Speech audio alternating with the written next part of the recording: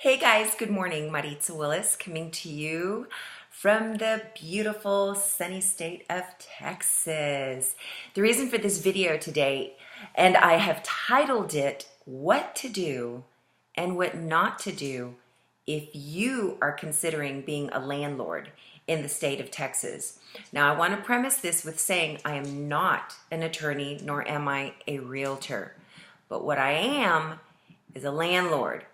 And unfortunately, in the course of last year, when we got hit with Hurricane Harvey and made the decision to move to another city, the people that I entrusted did not share these things with me. And unfortunately, I am now, which is video number 2, I am now in the process of evicting the individuals that rented from me. It has been a nightmare. It has been a year of hell. And so I've decided to make 2 videos. One on what you need to know before you lease your property. And 2, should you be caught in my situation, what documents are you going to need? Do you need an attorney?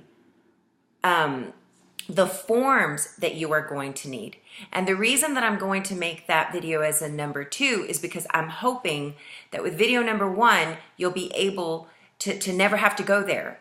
But if you do, I don't want you to have to pay what I've had to pay for the forms that you could have probably found yourself had you known where to look, that have unfortunately cost me already in excess of thousands of dollars. And I want to give those to you, all right? So what I'd like for you to do, if possible, share this video with as many people as you can that are thinking or contemplating of either leasing or renting their property. And there's going to be about 17 or 18 pointers that you need to write down. So if you need to run and go get a piece of paper and a pen, I'll wait for you, or put me on pause, right? So here we go. Number 1, if possible, please reach out and get a realtor. The reason for this is because in every state that you're in, they have what they call the residential lease agreements. And it is going to make your life a lot easier if in the event you're ever in my situation where you need to take them to court for eviction.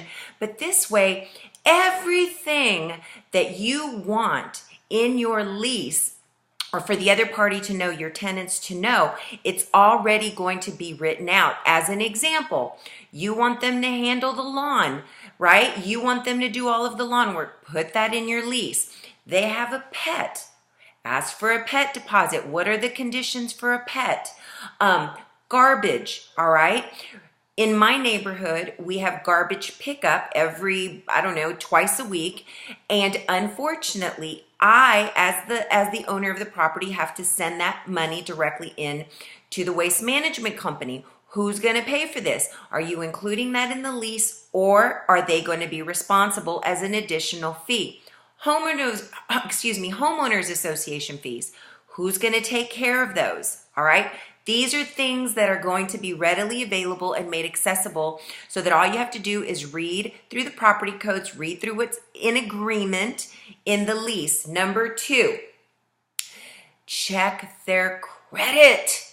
So important. Remember, your tenants, all right, if they are desperate, are going to tell you everything they want you to hear, including, don't pull my credit. I just pulled it a couple of weeks ago, and I understand that if you credit, it's going to lower my credit score. Oh, well, too bad. So sad. That is not your problem, landlord, all right?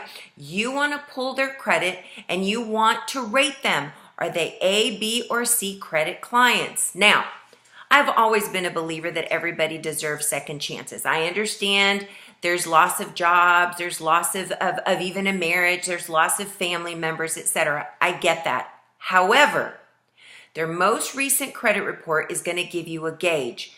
The other thing that you are also going to want to decide is whether or not you're going to want to lease to them based on just their credit score, or are you then going to ask for letters of reference, which is what I did, because my tenant's credit was the worst I had seen probably in about 10 years. And I made a horrible mistake in leasing to them because this is what I did not do. I did not do my due diligence, and this is why I'm sharing this.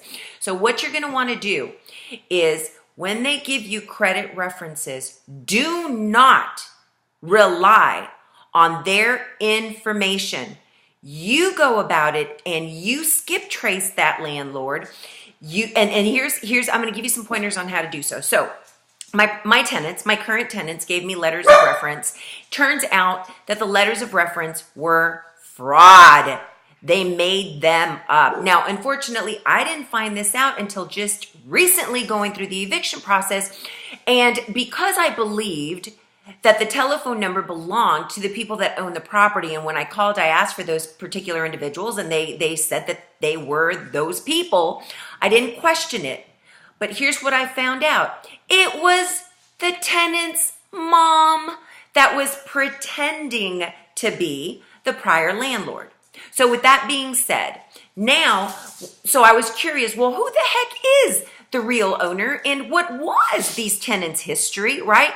So what I did was I went onto social media, looked for them on Facebook, didn't find them. Looked for them on Instagram, didn't find them. But guess what? Found them not only through the county appraisal district, right? In Houston, it's called HCAD. So I found them, I found their name, I found where they were currently living, and I went to LinkedIn because I thought to myself, well, if these people are professionals and they're renting a property, chances are they're probably professionals on social media and using those professional sites. And guess what? I found them. So I sent them an email requesting for them to please call me regarding a prior property because it's my understanding they no longer own it, but regarding a prior property that they used to own.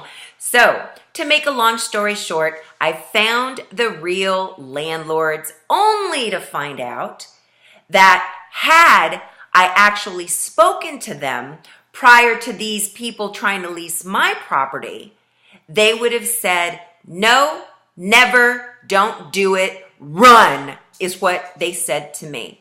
And so therefore, make sure that you do your due diligence and look for prior landlords. Number 3, make sure, hang on just a second. That was number 3. I skipped ahead of myself. All right. Number 4, if possible, drive out yourself to the property and look at the property. Because it is going to, if you can get in there to see it, right? And if they let you, if it's not already leased to somebody else, and if it is, you can then get the information as to who the landlord is and speak to them regarding how was the property left, in what condition. This is so important. Once again, no one ever shared that with me. No one ever told me to look for these things, and so I didn't. So, these tenants have destroyed my house. Unfortunately, there's nothing I can do about it. Even if I were to press charges against them, in addition to what I'm already doing with the eviction, right? Guess what? Unless they have more than $60,000 worth of assets in the state of Texas, I can't make them pay. But they are going to charge me to go and file those charges against them, right? They make me pay for that lawsuit, only so that then I can just have something on their credit report that's never going to make them pay me anyways. No, I'm not going to do that. However, you need to do your due diligence before you go off and fall into that same crazy trap that I did. Number 5, do not fall for the reason that I have bad credit is because I lost my job. I have cancer. My baby has seizures. I've been taking care of my dad. He's been so sick and I'm the only caretaker. Yeah, the stock market crashed, and when it did, I lost all of my investments. You know what? It's not your problem, landlord. It's their problem. And that's where we make the mistakes a lot of times, like me that has a super tender heart. I believed their sob stories, and I did, and it cost me, and it's still costing me. Remember, this is a business. Nothing personal, nothing against them. Pray for them. give them good karma, wish them the best, but it's not your problem, all right? All right. Number 6, if you do choose to rent to these individuals, I'm going to give you some suggestions. Again, I'm not an attorney. I am not a realtor, but I'm going to tell you what I would do now. First of all, to the people with bad credit, I would not only charge them first and last month's rent, but I would also charge them an additional month's rent as a security deposit. That's right, 3 payments. And why? Because if you need to return the money, you've got it in the account, right? It's there. But if you have to evict them, you're gonna need the money, all right? So get as much as you can from them at the beginning, put it in the lease agreement, but don't be stupid, all right? Number 7, 8, 9, I don't know, I've already lost the number. I'm not here, even though I am a financial consultant, I am licensed, but that's not what this video is for. I'm not here to give you any financial advice. But what I am going to say to you is, as they are making their monthly payments to you, there better be a cushion.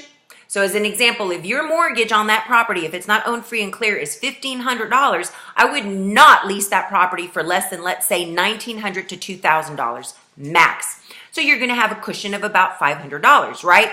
Do not spend that money. You continue to make that mortgage payment with what is due, and you put the rest of the money in that account until that lease period is over, all right? Number, I don't know, you know whatever number, just write it down. Make sure that you advise your insurance company, your property insurance company, that you are going to be leasing your property, because guess what?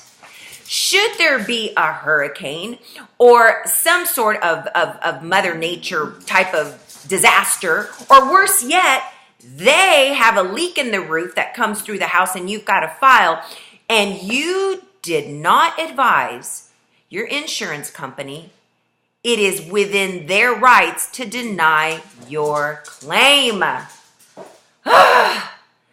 Guys, I'm sharing this with you because these are lessons that I've learned within the past 12 months.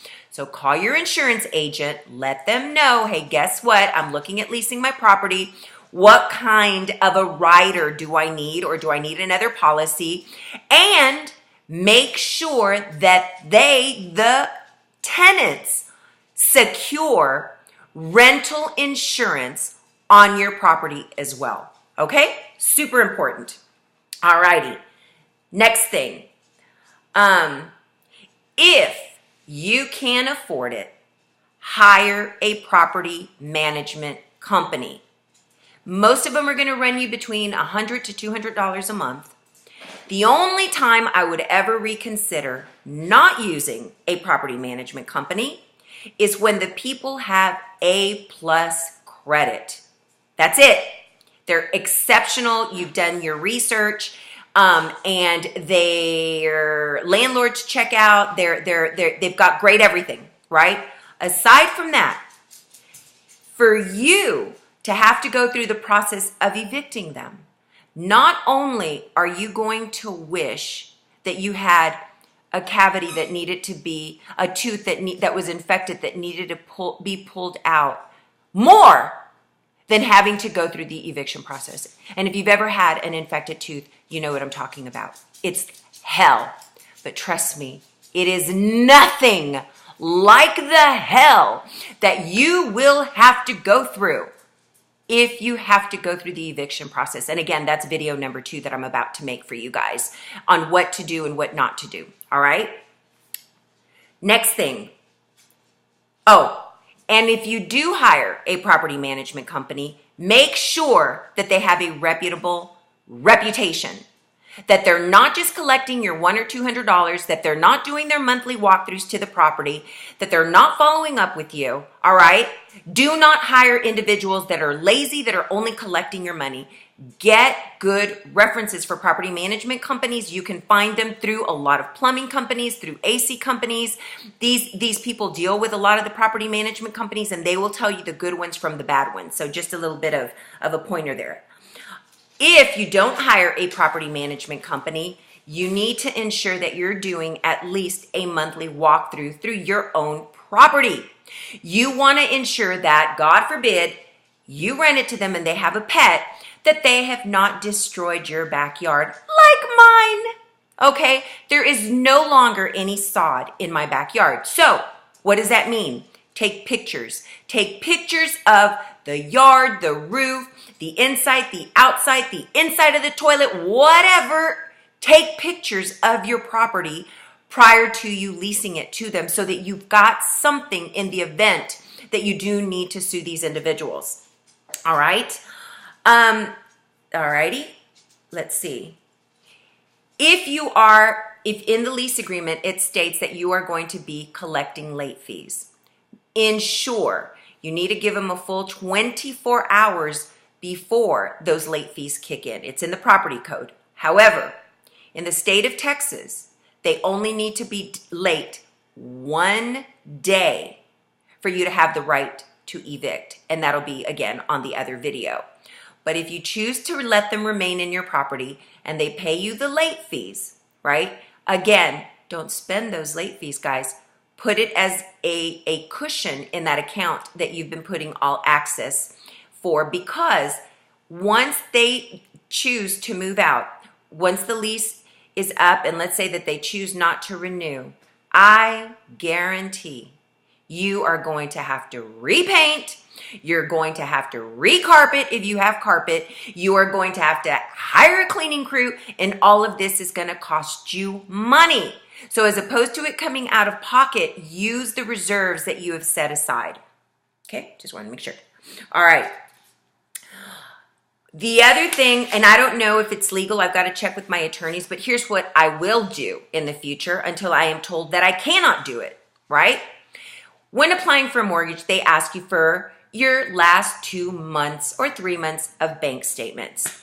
Ask for their last 2 months or 3 months of bank statements. What you want is proof that they have the money to pay that mortgage, all right? Ask for their employment. You know, if they can get you a letter of employment, a letter of how much money are they making yearly. All right, these things are going to be very important. Ask your realtor to help you with this. They're familiar because, again, they're familiar with dealing with mortgages, you know, in mortgage companies. But I would do this in the future because, as it turns out, my tenants, were self-employed.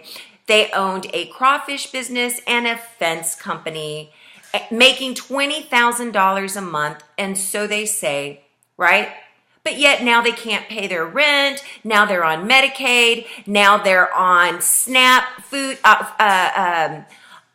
stamp benefits, and yet they were making all this money. My stupid self, and I shouldn't say that, but the air of not knowing, because I had not seen a video like this, was not to have gotten those bank statements, because now had I had that information, had I had bank statements showing that information that they were making $20,000, $30,000 like they were claiming that they were, well, guess what? Now I can freaking report them for fraud to the state, which I would have absolutely no problem in doing if I had proper documentation, because it turns out that my tenants are crooks. So anyhow, last but not least, unless they have been there for a year or more, all right, and they have paid you on time and they are excellent tenants, do not become their friends. They're not your friends, all right?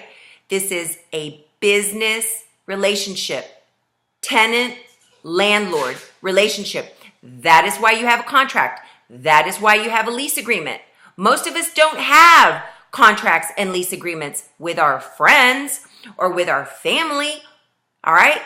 Keep your personal and your business life completely separate. Do not fall into that trap. All righty, that does it. those are my tips for you. I hope this helps you. I hope you share this video. If you have any questions, please drop it for me, in the comment section. And if possible, please share and subscribe to my channel. I really, really hope that this helps you in the future. Take care now. Bye.